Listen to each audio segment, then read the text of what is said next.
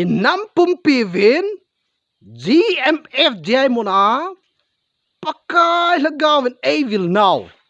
ita saduwa he team takawa izari pi gongo hitin bolzong lahen machara lo de he in nam pumpi vin pakai pathinin ko now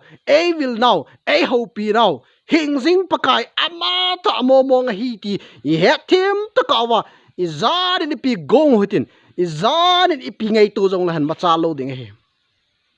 ai ma china thip na ha na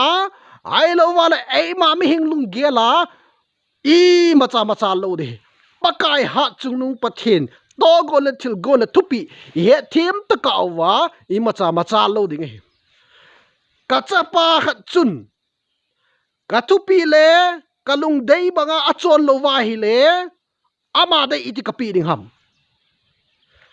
tu ni khwa hiti chan ei tu tango wala ei su tango hi pakai pathin ama bo hi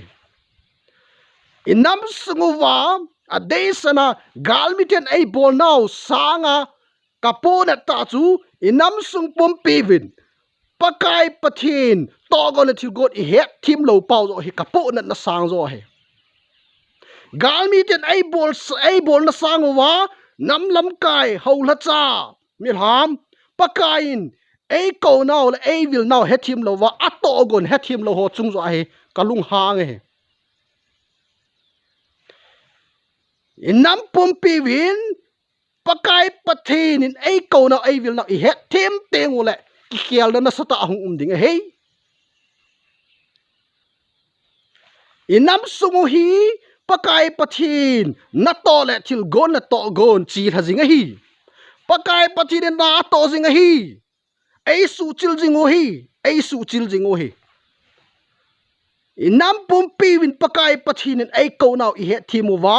ei fil now jong he thimu wa ita san diu hi thupi le jing ne hi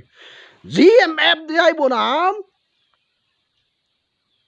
irregular interval pakai lagaw vil na umjinga ei hopi wa ta sal lagawa ikisim tup ding daru iti panila ding daru bon chaning koi kaga ei sei pi su ke wai tai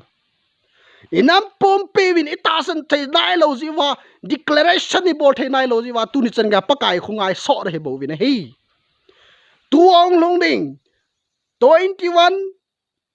February 2025 Friday 12 sun pung baro ting le lagaw vil na umkit ding he haulam kai nam lam kai mil